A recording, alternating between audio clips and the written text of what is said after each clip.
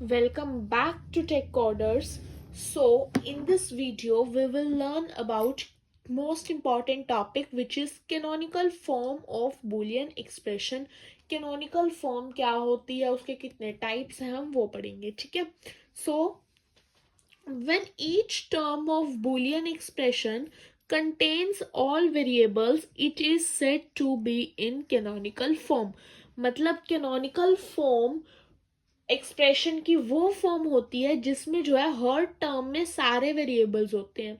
For example, अगर मेरे पास कोई एक्सप्रेशन दी हुई है F is equals to X Y Z plus Y bar into Z into X, तो इसमें दो टर्म्स हैं. टर्म्स मतलब हमारी प्लस से सेपरेट होती हैं जर्नल में, लेकिन इसमें जब हम पढ़ेंगे उसमें हमारे एक तो प्लस से सेपरेट होंगी टर्म्स और एक मेरे किन ऑपरेटर से सेपरेट होंगी, डॉट यानी कि एंड ऑपरेशन से. ठीक है, तो नॉर्मली हम टर्म्स की बात करें तो वो प्लस से ही सेपरेट होती हैं या माइनस से नॉर्मली मैथ्स में.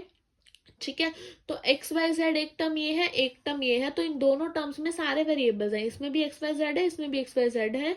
ठीक है, और ये जो थर्ड टर्म है x bar plus Y bar plus Z बार, इसमें भी सारे वेरिएबल्स हैं. तो यस, ये वाली क्या है, मेरी कैनोनिकल फॉर्म है मेरी एक्सप्रेशन की.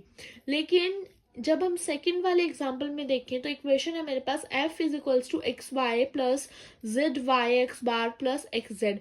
इस वाले टर्म में मेरा z नहीं है, इस वाले टर्म में तीनों वेरिएबल्स हैं और इस वाले टर्म में मेरा y नहीं है. मतलब हर टर्म में सारे वेरिएबल्स नहीं है. So this is not a canonical form of Boolean expression. तो आई होप कि आपको कैनोनिकल फॉर्म का मतलब समझ आ गया होगा. So terms are separated by plus यानी कि और ऑपरेटर इन एसओपी, की जो हमारा एसओपी है उसमें हमारी टर्म जो है वो प्लस यानी कि और ऑपरेटर से सेपरेट होती हैं, और जो हमारा पीओएस है उसमें हमारी टर्म जो है एंड ऑपरेटर से सेपरेट होती हैं. ठीक है, ये एसओपी एंड पीओएस क्या है वो हम आगे अब फर्दर पढ़ेंगे. So there are two types of canonical form. की कैनोनिकल फॉर्म की हमारे पास दो टाइप्स हैं. पहली है SOP and then is POS. SOP मतलब सम ऑफ प्रोडक्ट्स, पीओएस मतलब प्रोडक्ट ऑफ सम. अब सम ऑफ प्रोडक्ट्स मतलब सम होगा पहले प्रोडक्ट्स का, तो P1 plus P2 plus P3 मैंने लिख दिया. ठीक है, अब ये प्रोडक्ट होगा, प्रोडक्ट मतलब एक्स वाई हो सकता है, ठीक है, जेड एक्स हो सकता है, एक्स वाई जेड हो सकता है, मतलब टर्म्स का प्रोडक्ट. तो जो मेरी जो इक्वेशंस है वो इस फॉर्म में होंगी जिस फॉर्म में मैंने ऊपर एग्जांपल दिया है, कि मतलब बीच में प्लस होगा और टर्म्स जो है वो प्रोडक्ट होगा टर्म्स का, तो उनको हम बोलते हैं एसओपी. वही पीओएस की बात करें तो मेरा प्रोडक्ट होगा, ये प्रोडक्ट का मैंने साइन लगा लिया, किस चीज का, सम का. ठीक है, जैसे कि x प्लस वाई हो गया, x plus Y plus Z हो गया, y प्लस जेड. ठीक है, यानी कि सम है उनका आपस में प्रोडक्ट है, तो इन इक्वेशन को हम बोलेंगे, इस एक्सप्रेशन को हम बोलेंगे पीओएस यानी कि प्रोडक्ट ऑफ सम. तो इस वीडियो में हम कवर करेंगे एसओपी फॉर्म, ठीक है, यानी कि सम ऑफ प्रोडक्ट्स फॉर्म. तो सम ऑफ प्रोडक्ट्स फॉर्म का दूसरा नेम है स्टैंडर्ड्स एसओपी फॉर्म, यानी कि SSOP, standard sum of products form. तो a boolean variable may appear in its normal form that is X or its complemented form. मतलब एक boolean variable दो forms में अपीयर हो सकता है, अपनी खुद की नॉर्मल फॉर्म में विच इज एक्स यानी कि 1. एक्स का मतलब यहाँ पे क्या, 1, और एक्स बार का मतलब है मेरे पास 0. ठीक है, तो एक वेरिएबल दो ही फॉर्म में अपीयर हो सकते हैं, 1 या फिर 0, that is X and X complement. ये नॉर्मल चीज है, ये आपको पता होनी चाहिए. ठीक है, if we combine two variables, अगर हम दो वेरिएबल्स लेते हैं एक्स एंड वाई और उनको कंबाइन करते हैं using and operation. And operation मतलब प्रोडक्ट यानी कि मल्टीप्लाई से जब हम उनको कंबाइन करते हैं, देयर आर 4 पॉसिबल कॉम्बिनेशंस. ठीक है, हमारे पास 4 पॉसिबल कॉम्बिनेशंस बनेंगे. क्या क्या बनेंगे, X Y, X bar Y, X Y bar and X bar Y bar. तो ये सारे हमारे 4 पॉसिबल कॉम्बिनेशंस बनेंगे जब हम क्या करेंगे, अपना जो हमारे दो वेरिएबल्स हैं उनको जब हम एंड ऑपरेशन का यूज करके इनको क्या करेंगे, कंबाइन करेंगे. ठीक है, फॉर एग्जांपल आप देखो यहाँ पर कि जैसे मैंने ले लिया एक्स वाई, तो एक कॉम्बिनेशन मेरा, तो इनके जब मैं कॉम्बिनेशन लूँ दैट इज 0 0 1 1 0 1 0 1, तो ये चीज क्या बनी मेरी, ये वाली लाइन मेरी क्या बनी, एक्स बार वाई बार. ये वाली लाइन मेरी क्या बनी, एक्स बार वाई, ये वाली लाइन मेरी बनी एक्स वाई बार, क्योंकि 1 मेरा नॉर्मल वेरिएबल को रिप्रेजेंट करता है और 0 मेरा उसके बार को, ठीक है। देन 1 क्या बनी मेरी एक्स वाई। तो ये 4 पॉसिबल कॉम्बिनेशंस मेरे पास बन गए और इन्हीं 4 पॉसिबल कॉम्बिनेशंस को मैंने यहाँ पर लिखा है, ठीक है। तो कंफ्यूज नहीं होना। Each of these 4 possible combinations is called min-term। तो यहाँ पर एक नई और डेफिनेशन आ गई कि min-term क्या है। तो min-term क्या है कि जब हम दो वेरिएबल्स को कंबाइन करते हैं यूजिंग एंड ऑपरेशन, तो जो हमारे पास आउटकम्स आते हैं वो आउटकम होती है हमारे पास min-term, या फिर हम बोल सकते हैं कि एसओपी फॉर्म में हर टर्म हमारे पास क्या होती है, min-term, ठीक है। तो Boolean function expressed as a sum of min terms. Min terms क्या होती है कि जब हम दो वेरिएबल्स को एंड ऑपरेटर से कंबाइन करते हैं तो वो एक मिन टर्म बन जाती है, ठीक है। और जब हम इन मिन टर्म्स का सम कर देते हैं आपस में, ठीक है, जैसे मैंने अभी एग्जांपल में बताया था कि ये 4 मेरे पास बने, तो जो ये चारों क्या है, मिन टर्म्स हैं, ठीक है। ये 4 क्या है मेरे पास, मिन टर्म्स बनी है। इनको मैंने क्या किया, बीच में कुछ भी नहीं है। अगर मैं नॉर्मल ऐसे एक्स वाई लिख रही हूँ तो उसका मतलब क्या है, एक्स मल्टीप्लाई वाई, या इस लॉजिकल में बात करें तो एक्स एंड वाई, मतलब बीच में कुछ भी नहीं है। तो डॉट ऑपरेटर हम बोलते हैं नॉर्मली जब हम बोलते हैं, ठीक है। तो ये चीज होती है एंड ऑपरेशन। तो ये 4 मिन टर्म्स हैं। इन मिन टर्म्स को जब मैं कंबाइन कर दूंगी, जैसे मैंने यहाँ पर मिन टर्म्स लिख ली, मेरे पास जो 4 बनी थी, इन मिन टर्म्स को जब मैं कंबाइन करूंगी यूजिंग और ऑपरेटर, ठीक है, यानी कि प्लस, तो जो मेरे पास एक्सप्रेशन बनेगी वो एक्सप्रेशन मेरी क्या होगी, एसओपी, ठीक है। तो मैंने बहुत अच्छे से एक्सप्लेन किया कि एसओपी क्या होती है, तो इस चीज में अब कंफ्यूज नहीं होना है, ठीक है। मिन टर्म क्या होती है और एसओपी क्या होती है, ठीक है। सो एसओपी का दूसरा नाम है स्टैंडर्ड सम ऑफ प्रोडक्ट्स, यानी कि एसएसओपी, और एक और नाम है मिन टर्म कैनोनिकल फॉर्म, क्योंकि इसमें हम मिन टर्म्स की बात करते हैं तो इसका दूसरा नाम है मिन टर्म कैनोनिकल फॉर्म। तो if there are n variables, min term मेरी बनेंगे 2 की पावर n, मतलब वही नॉर्मल कंसेप्ट है जो हम आज तक यूज करते आ रहे हैं कि अगर n वेरिएबल्स हैं तो पॉसिबल कॉम्बिनेशंस मेरे कितने बनेंगे, 2 की पावर n, और वही पॉसिबल कॉम्बिनेशंस को हमने नाम क्या दे दिया, मिन टर्म, ठीक है। बस एक कंडीशन है मिन टर्म की कि उन वेरिएबल्स के बीच में कौन सा ऑपरेटर होना चाहिए, एंड ऑपरेटर, ठीक है। तो जब हमारे पास 3 वेरिएबल्स हैं एक्स वाई जेड, तो हमारे पास एक टेबल बनेगी जिसको हम बोलते हैं मिन टर्म्स की टेबल, या फिर एसओपी फॉर्म की जो टेबल बनती है वो ये टेबल है। तो ध्यान से देखना है। तो जितने पॉसिबल कॉम्बिनेशंस थे हमने सबसे पहले वो बना लिए। ये तो सेम है जैसे हम नॉर्मल ट्रुथ टेबल्स में बनाते हैं, तो सारे पॉसिबल कॉम्बिनेशंस हमने यहाँ पर क्या कर लिए, बना लिए, ठीक है। अब इनकी डेसिमल वैल्यू क्या है, तो आपको इन फील्ड्स के नाम याद रखने पड़ेंगे कि मिन टर्म की टेबल में और एसओपी की टेबल में कौन कौन से फील्ड के नाम होते हैं। तो पहले होते हैं इनपुट्स जितने भी हैं, ठीक है। 3 वेरिएबल के मैं ले रही हूँ तो 3 इनपुट्स आएंगे, अगर मैं 2 वेरिएबल के लिए लेती तो 2 इनपुट्स आते हैं, ठीक है। देन उनके कॉरेस्पॉन्डिंग डेसिमल वैल्यू, देन उनकी जो मिन टर्म बनेगी वो, एंड देन डेजिग्नेशन। डेजिग्नेशन मतलब कि उनका प्लेस क्या है, ये हम पढ़ेंगे अभी, ठीक है। तो इसमें डेसिमल वैल्यू बन गई 0000। हमने प्रीवियस वीडियोस में किया था, कोड्स वाली वीडियो में मैंने कोड्स का यूज करके डेसिमल वैल्यू बनानी सिखाई थी। आप जाके वो वीडियो चेक कर लें, उसका लिंक मैं डिस्क्रिप्शन में ऐड कर दूंगी, ठीक है। तो 0 1 is 1, then this is 2, this is 3, this is 4, then 5 6 and 7। तो ये मेरे पास क्या बन गई, डेसिमल वैल्यूज बन गई, ठीक है। 1 है तो वो यस को रिप्रेजेंट करता है, 0 है तो वो नो को रिप्रेजेंट करता है, ठीक है। अब इसकी मिन टर्म क्या बनेगी, अब इसकी मिन टर्म क्या बनेगी, तीनों 0 है तो यानी कि x bar, y bar and z बार, क्योंकि 0 मेरा उस वेरिएबल की कॉम्प्लीमेंट को रिप्रेजेंट करता है, ठीक है। देन इसमें क्या है मेरा 001, यानी कि एक्स वाई तो मेरे बार में है लेकिन z मेरा बार में नहीं है, 1 है तो यहाँ पर z, ठीक है। देन 010 की क्या बनेगी, X bar, Y and z bar, मतलब जिसकी वैल्यू 0 है उसके ऊपर बार आएगी और बाकी नॉर्मल वे में लिखा जाएगा। देन 011 एक्स के ऊपर बार आएगी सिर्फ, एंड वाई जेड नॉर्मल।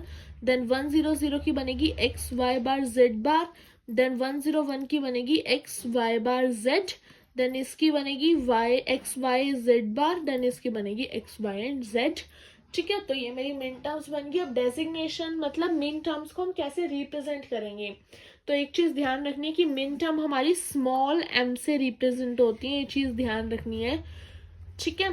तो जो डेसिमल वैल्यू है बस वही मेरी मिन टर्म है, बस उसके साथ m लगा देंगे। जैसे डेसिमल वैल्यू मेरी 0 है तो m लगा दिया इसके साथ, तो डेजिग्नेशन बनेगी m0। 0 नीचे आएगा, मतलब जो नंबर है वो उसके थोड़े फुट में आएगा, ठीक है। देन डेसिमल वैल्यू 1 है तो डेजिग्नेशन मेरी m1। m मेरा स्मॉल आएगा, ये चीज ध्यान रखनी है। अगर हम कैपिटल लिखते हैं तो वो मैक्स टर्म बन जाती है, ठीक है। नेक्स्ट वीडियो में हम मैक्स टर्म की भी बात करेंगे, लेकिन फिलहाल के लिए आप मिन टर्म पे ध्यान दें। तो स्मॉल m से इसको क्या करना है, रिप्रेजेंट करना है। देन 2 है डेसिमल वैल्यू तो डेजिग्नेशन m2, डेसिमल वैल्यू 3 है तो डेजिग्नेशन m3, ऐसे ही m4, m5, m6 and m7, ठीक है। तो ये टेबल है हमारी मिन टर्म की, ठीक है।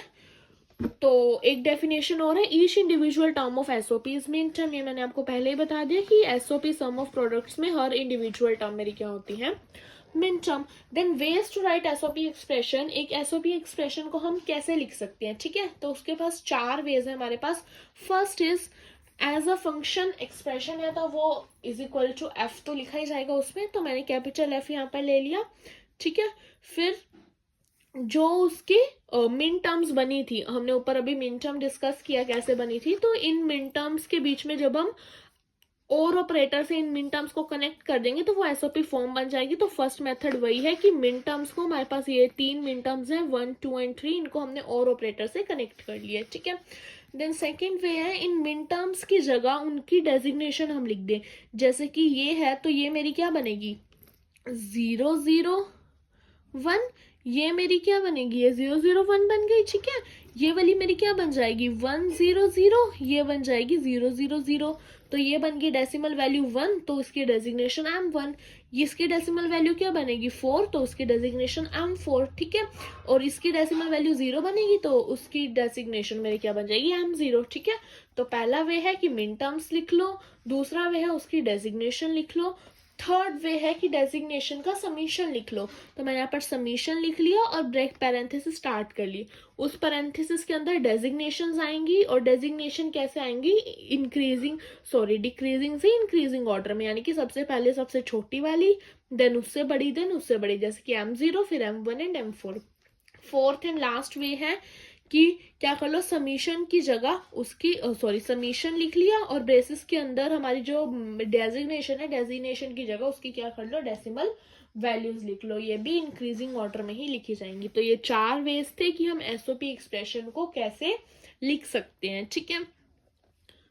तो हमारे पास ये एग्जाम्पल है एक, find mid term डेजिग्नेटर for following, कि हमें मिन टर्म का डेजिग्नेटर यानी कि उसकी डेजिग्नेशन हमें बतानी है, ठीक है। तो पहला क्वेश्चन है X, Y bar and Z. तो कैसे बताएंगे, हमें सबसे पहले डेजिग्नेशन बताने के लिए उससे कॉरस्पॉन्डिंग जो है डेसिमल वैल्यू बतानी पड़ेगी। तो ये एक्स मेरा 1 को रिप्रेजेंट कर रहा है, वाई बार है तो 0 को, जेड है तो 1 को। तो 101 की डेसिमल वैल्यू क्या होती है 5, तो 5 की बेस 10 डेसिमल वैल्यू है ऑब्वियसली, तो बेस 10 होगा। अब डेसिमल वैल्यू जो है मेरी बेस 10 है, तो इसकी डेजिग्नेशन मेरी क्या बन गई m5। कोई हार्ड एंड फास्ट रूल नहीं है, बहुत इजी हमारा ये क्वेश्चन था, और ये कंसेप्ट भी बहुत इजी है, बस थोड़ा समझना है, बाकी तो बहुत इजी है। देन सेकंड पार्ट है A B bar C and D bar. तो ये ए है तो 1, बी बार आ गया तो 0, सी है तो 1, डी बार आ गया तो 0। तो 1010 मेरा किसको रिप्रेजेंट करता है, 8421 कोड से मैं देखे तो 10 को। तो 10, लेकिन हम देखे तो 10 मेरा डेसिमल बेस में नहीं आता, तो इसका बेस मैं जूम कर लूंगी कि 16 यानी कि हेक्साडेसिमल है, क्योंकि 10 मेरा डेसिमल बेस में तो आता नहीं है, 0 से 9 तक उसमें वैल्यूज होती है, ठीक है। तो आप एज्यूम करके लिख भी सकते हैं, या फिर इसको ऐसे छोड़ दे कि 10 लिख दे, और डायरेक्टली इसकी डेजिग्नेशन कितनी आ गई m10, ठीक है। फिर है writing SOP for given truth table. मतलब हमें एक ट्रूथ टेबल दी होगी और उसके बेसिस पर हमने क्या करनी है, अपनी एसओपी एक्सप्रेशन को लिखना है, ठीक है। तो उसके 3 स्टेप्स हैं। पहला स्टेप क्या है, consider only those combinations of inputs whose output is 1। हमने सिर्फ उन्हीं इनपुट्स को देखना है जिनका आउटपुट क्या है, मेरे पास 1 आ रहा है, ठीक है। Then write down min term for such combinations. उन कॉम्बिनेशंस को हमने देख लिया जिनका आउटपुट 1 आ रहा है, फिर उन कॉम्बिनेशंस के लिए हमने क्या करनी है, मिन टर्म्स लिखनी है, ठीक है। Then or all these min terms to get standard SOP expression, फिर हमने उन सभी मिन टर्म्स को और कर देना है, यानी उनको कंबाइन कर देना है यूजिंग और ऑपरेटर, और हमें हमारी क्या मिल जाएगी, स्टैंडर्ड एसओपी एक्सप्रेशन मिल जाएगी। तो बहुत इजी 3 स्टेप्स हैं। तो अब हम इन स्टेप्स को प्रैक्टिकली इम्प्लीमेंट करके देखते हैं। तो हमें ये ट्रुथ टेबल दी हुई है, हमें नहीं पता कि किस एक्सप्रेशन की ट्रुथ टेबल है, हमें जस्ट ये ट्रुथ टेबल दिया, हमने इससे एक्सप्रेशन हमने बनानी है, ठीक है। तो सबसे पहला स्टेप क्या था कि सिर्फ हमने उन्हीं कॉम्बिनेशंस को देखना है जिनका आउटपुट 1 है, तो आउटपुट 1 यानी कि ये और ये। अच्छा, अब कई स्टूडेंट्स को ये डाउट होता है कि ट्रुथ टेबल में से देख के हमें कैसे पता चलेगा कौन सा आउटपुट है और कौन सा इनपुट है, ठीक है। तो ये चीज आप ध्यान रखो कि आउटपुट हमेशा एक होता है, इनपुट हमारे बहुत सारे हो सकते हैं, 1 भी 2 भी 3 4 5, बहुत सारे इनपुट्स हो सकते हैं, लेकिन आउटपुट हमेशा हमारे पास क्या होगा, 1 होगा, ठीक है। और मतलब एक ही कॉलम होगा आउटपुट का, और आउटपुट वाला कॉलम हमेशा सबसे एंड में होगा, ठीक है।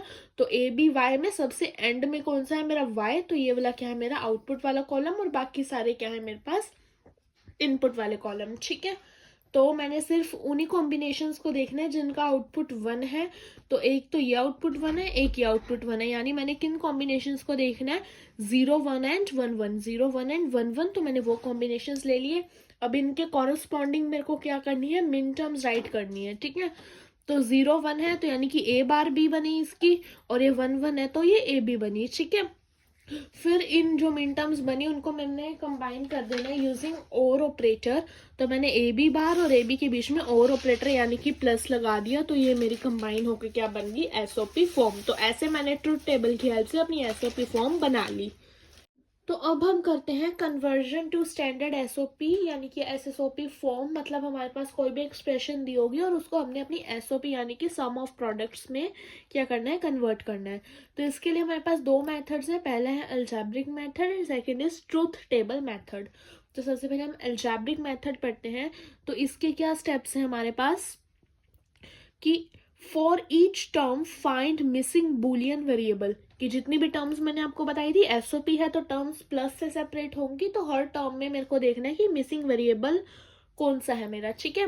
Then and each term with, और जिस टर्म में जो सा मेरा मिसिंग वेरिएबल है, ठीक है, उस टर्म का एंड करना है मेरे को किसके साथ, मिसिंग वेरिएबल प्लस उसके कॉम्प्लीमेंट के साथ, ठीक है। अभी हम प्रैक्टिकली करेंगे तो सारे स्टेप्स समझ आ जाएंगे, एक बार आप सुन लीजिए।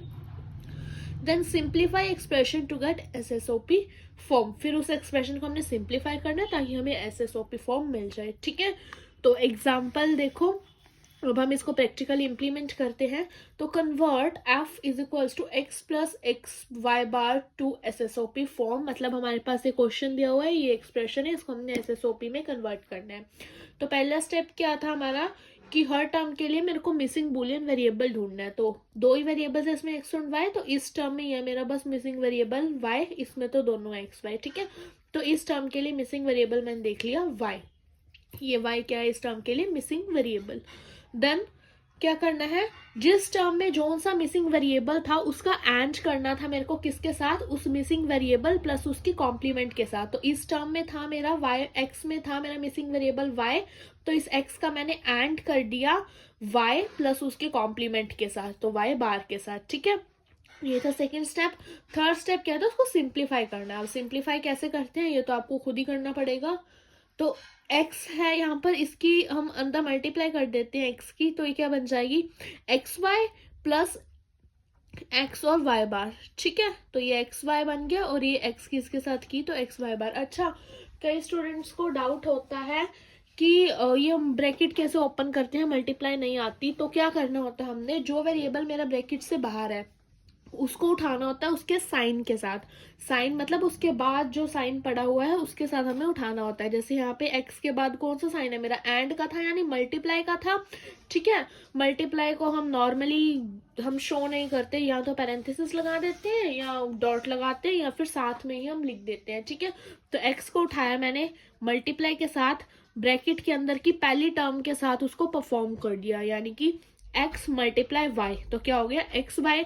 देन ब्रैकेट के बीच में जो साइन है फिर वो साइन आएगा यहाँ पे, ठीक है। तो ब्रैकेट के बीच में मेरा प्लस था तो यहाँ प्लस आ गया, फिर x मल्टीप्लाई का उठाया उसको y बार के साथ कर दिया तो x y बार बन गया। ठीक है, तो ये है कि ब्रैकेट्स हम कैसे ओपन करते हैं। फिर ये x y बार तो सेम ही है, देन एक्स वाई बार मेरा क्या हो जाएगा, एक्स वाई बार, मतलब दो हैं, दो वेरिएबल्स अगर मेरे प्लस में है जैसे कि a प्लस ए तो वो a के इक्वल होगा, या फिर वो मल्टीप्लाई में है जैसे कि a तो वो भी किसके इक्वल होगा, a के। ठीक है, ये हमारे पोस्टुलेट में हमने थ्योरम्स में पढ़ा था। ठीक है, तो मेरे पास मेरी जो सिंप्लीफाइड एक्सप्रेशन है वो क्या आ गई, X Y plus X Y bar. ठीक है, जब आप सिंप्लीफाई कर रहे हो तो आपको बस 2-3 पोस्टुलेट्स याद रखने हैं। स्टूडेंट सोच रहे हैं इतने से पोस्टुलेट्स हम कैसे याद रखें, तो ज्यादातर मैं आपको बता रही हूँ कि सिंप्लीफिकेशन में हमारे 2-3 पोस्टुलेट्स ही यूज होते हैं। ठीक है, कौन कौन से हैं वो postulates, first a plus A is equals to A, postulate और थ्योरम मिक्स ही मैं बता रही हूँ। ठीक है, second is a multiply a is equals to a, then third is a plus a bar is equals to 1, fourth is a dot a bar is equals to 0, fifth is a plus 1 is equals to a। ठीक है, mostly ये use होते हैं और एक मेरा D Morgan's law use होता है वो हम आगे पढ़ेंगे। ठीक है, तो मोस्टली ये 5 पोस्टुलेट्स ही आप याद रखो तो आप जो है ज्यादातर सारी बुलियन एक्सप्रेशंस को सिंप्लीफाई कर सकते हो। ठीक है, तो वापस अपने क्वेश्चन पे आते हैं हम। ठीक है, तो ये क्वेश्चन मेरा यहाँ पर कंप्लीट हो गया। देन अब हम सेकंड मेथड करते हैं which is truth table method. So truth table method में कैसे करना है हमने, draw truth table for Boolean expression, की जो भी हमें बुलियन एक्सप्रेशन दी हुई है उसकी हमने जस्ट ट्रुथ टेबल ड्रॉ कर लेनी है। Consider combinations of those inputs whose output is 1, फिर हमने उन इनपुट्स को देखना है जिनका आउटपुट 1 है। ठीक है, फिर उनके लिए मेरे को क्या करनी है, मिन टर्म लिखनी है और उनका और कर देना, मतलब जो मेथड हमने पीछे किया था ना कि ट्रुथ टेबल से हम क्या करते हैं, एसओपी कैसे बनाते हैं, वही स्टेप्स है, वही 3 स्टेप्स है, बस फर्स्ट स्टेप में क्या है कि उसके लिए मेरे को ट्रुथ टेबल बनानी है। ठीक है, तो इसको भी प्रैक्टिकली इंप्लीमेंट करते हैं।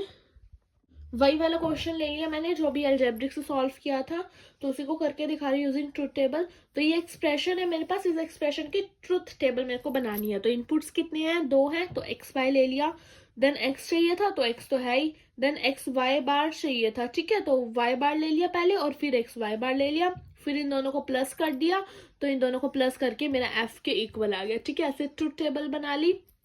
ठीक है, अब इस ट्रुथ टेबल को आगे हमने कंप्लीट खुद ही करना है, एग्जामिनर थोड़ी कंप्लीट करके देगा। तो हमने दो जितने भी इनपुट्स थे उनके पॉसिबल कॉम्बिनेशंस बना लिए। अब वाई बार निकालेंगे तो वाई बार निकलेगा 1 0 1 0, वाई बार को जब मैं एक्स के साथ करूंगी एंड तो वो जाएगा 0 0 1 0। फिर जब इसमें मैं अपने एक्स को एंड कर दो सॉरी और कर दूंगी यानी एक्स प्लस एक्स वाई बार कर दूंगी तो मेरा आंसर आएगा 0 0 1 एंड 1। ठीक है, तो ये मेरा आउटपुट आ गया। आउटपुट मेरा क्या बनेगा, वही कॉलम मेरा आउटपुट बनेगा जो मेरा पूरा एक्सप्रेशन बन रहा है, मतलब एफ मेरा आउटपुट बन रहा है। ठीक है सॉरी, तो ये कॉलम मेरा क्या बन जाएगा, आउटपुट बन जाएगा। ठीक है, अब आउटपुट में हमने सिर्फ उन्हीं आउटपुट्स को देखना है, उन्हीं कॉम्बिनेशंस को देखना है जिनमें आउटपुट 1 है, यानी कि ये वाला और ये वाला। ठीक है, तो इनका कॉम्बिनेशन मैंने लिख लिया, दैट इज 1 0 एंड 1 1। फिर इन कॉम्बिनेशंस की मेरे को मिन टर्म बनानी है, तो मिन टर्म मतलब ये बन जाएगा X Y bar and X Y. ठीक है, फिर इन मिन टर्म्स को जब मैंने और कर दिया तो ये मेरा बन जाएगा F is equals to X Y bar plus X Y. ठीक है, आंसर हम चेक कर सकते हैं कि हमारे पिछले क्वेश्चन में भी जिसको हमने अलजेब्रिक से सॉल्व किया था उसका भी यही आंसर था, और ये जो हमने ट्रुथ टेबल से किया उसका भी यही आंसर था। तो आंसर दोनों में सेम आएगा। अलजेब्रिक उन स्टूडेंट्स के लिए बेस्ट है जिनको पोस्टुलेट्स थ्योरम्स याद है, और जिनको नहीं भी याद तो मैंने आपको 5-6 पोस्टुलेट्स थ्योरम्स बताई हैं जो कि यूज होंगी, तो वो इजी है। लेकिन ट्रुथ टेबल वाला अलजेब्रिक से भी इजी है, लेकिन ट्रुथ टेबल वाला थोड़ा लेंथी में आ जाता है। ठीक है, तो अगर आपको नॉर्मल क्वेश्चन दिया हो जैसे कि ये दिया हुआ है कि कन्वर्ट इस इक्वेशन को हमने एसएसओपी में करना है, तो इट्स योर चॉइस, आप अलजेब्रिक मेथड से करो या ट्रुथ टेबल मेथड से करो। ठीक है, लेकिन अगर पर्टिकुलरली मेंशन हो कि यूजिंग अलजेब्रिक मेथड या यूजिंग ट्रुथ टेबल मेथड, तो आपको वही मेथड यूज करना पड़ेगा, अदरवाइज आपको नंबर नहीं मिलेंगे। तो आपको दोनों मेथड सीखने हैं। ठीक है, ये नहीं कि सिर्फ एक ही मेथड सीख लिया हाँ मेरा तो क्वेश्चन इससे हो जाएगा। ठीक है, तो अब हम इस क्वेश्चन को सॉल्व करते हैं, दोनों मेथड से मैं आपको सॉल्व करके दिखाती हूँ।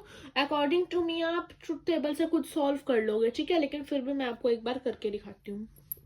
तो सबसे फर्स्ट हम एल्जेब्रिक मेथड से इसको करते हैं सॉल्व। तो एल्जेब्रिक मेथड, ठीक है, मैं आपको दिखाती हूँ। ये जो मैंने अभी 5-6 पोस्टुलेट्स लिखे थे ना, ये वाले, ये सारे यूज होंगे ज्यादातर, इनके अलावा एक आधा एक्स्ट्रा हो सकता है, वरना मेजॉरिटी में तो ये यूज होते हैं, ठीक है। तो एल्जेब्रिक मेथड में मेरा फर्स्ट स्टेप क्या था कि सबसे पहले मेरे को वो टर्म्स देखनी है जिनमें मेरे पास क्या है, मिसिंग वेरिएबल्स है, ठीक है। तो इसमें मैं देखूँ तो मेरे पास 3 वेरिएबल्स है, ठीक है। तो पहली टर्म में मेरा क्या है, BC है मिसिंग, ठीक है, और दूसरी टर्म में मैं देखूँ तो A मिसिंग है, ठीक है। देखने से ही पता चल रहा है 3 वेरिएबल्स है और ये मिसिंग है, ठीक है। फिर सेकंड स्टेप क्या था मेरा, जिसमें जो मिसिंग है उसका एंड करना है किसके साथ, वेरिएबल प्लस उसके कॉम्प्लीमेंट के साथ, ठीक है। इसमें 2 थी तो एक बारी पहले से कर लिया, देन सेकंड वाले से कर लिया, ठीक है। फिर इसमें मेरी BC में A वाली थी तो A प्लस A का कॉम्प्लीमेंट, ठीक है। अब इसको सॉल्व करते हैं। दोनों में से सबसे पहले एक ब्रैकेट सॉल्व होगी, देन दूसरी सॉल्व होगी, ठीक है। तो इसको सॉल्व करते हैं पहले, विच इज A की मल्टीप्लाई इससे, तो AB, फिर बीच में प्लस AB बार, ठीक है। फिर ये हो गई। फिर नेक्स्ट थी मेरे पास C प्लस C बार, ठीक है। फिर अब इस ब्रैकेट की इसके साथ, यानी कि पहला हमने उठाना है विद साइन, तो AB प्लस मैंने उठाया, इसके फर्स्ट के साथ किया, तो दैट इज मेरी क्या बनेगा, AB। तो अगर हमारे पास एक ही ब्रैकेट वाला हो तो वही मेथड था, लेकिन इसमें 2 ब्रैकेट्स है, तो पहले वाला उठाना है, सेकंड के फर्स्ट वाले साथ उसकी मल्टीप्लाई कर देना है, इसमें क्या बनेगा, ABC, ठीक है। फिर बीच में तो इस ब्रैकेट का साइन ही आएगा प्लस, ठीक है। फिर उठाना है सेकंड वाले के साथ multiply, that is ABC complement. फिर बीच में अब ये साइन आएगा इस वाला प्लस वाला, क्योंकि अब हमने ये उठा रहे हैं, ठीक है। तो ये उठाना है फर्स्ट वाले के साथ मल्टीप्लाई AB बार C, और फिर मेरा क्या आएगा, ये उठा के सेकंड वाले के साथ multiply AB bar and C बार, ठीक है। तो अगर एक ब्रैकेट हो तो मैंने अभी जो पीछे बताया था ट्रिक, उससे आपको सॉल्व करना है, मतलब ब्रैकेट वैसे ओपन करनी है, लेकिन अगर 2 ब्रैकेट्स हो तो इस फॉर्म में ओपन करनी है, ठीक है। अब इसको सिंप्लीफाई करना है। सिंप्लीफाई करने के लिए मैं क्या करूंगी, यहाँ पे पहली 2 टर्म्स में देखती हूँ, तो इसमें से मेरा AB मेरे को कॉमन दिख रहा है, तो मैंने क्या किया कि यहाँ से AB कॉमन ले लिया, अंदर आ गया C प्लस C का बार। फिर इसमें से मैंने AB बार कॉमन ले लिया, अंदर रह गया मेरे पास C प्लस C का बार, ठीक है। तो C प्लस C का बार मतलब वही पोस्टुलेट यूज हो गया ना, मैंने यहाँ पे पोस्टुलेट्स बताए थे आपको, A प्लस A का बार जो कि होता है 1, ठीक है। तो ये यहाँ पे यूज हो गया, तो ये चीज तो 1 हो जाएगी, तो AB प्लस AB बार मेरा क्या बन गया, फाइनल आंसर SOP फॉर्म, ठीक है। तो ये क्वेश्चंस थे, हमने जो है SOP कैनोनिकल फॉर्म पढ़ ली। नेक्स्ट वीडियो में हम पढ़ेंगे POS canonical form. So stay tuned for the next video. आप चैनल को सब्सक्राइब कर ले, ताकि जब भी हमारी नेक्स्ट वीडियो पोस्ट हो आपको फटाफट उसकी नोटिफिकेशन मिल जाए, एंड हमारी वीडियो को लाइक एंड शेयर करें। एंड ऑल्सो मैंने डिस्क्रिप्शन बॉक्स में प्रैक्टिस के लिए क्वेश्चंस डाल रखे हैं, तो आप वहां से जाके उन क्वेश्चंस को चेक करके प्रैक्टिस कर सकते हैं। Thank you.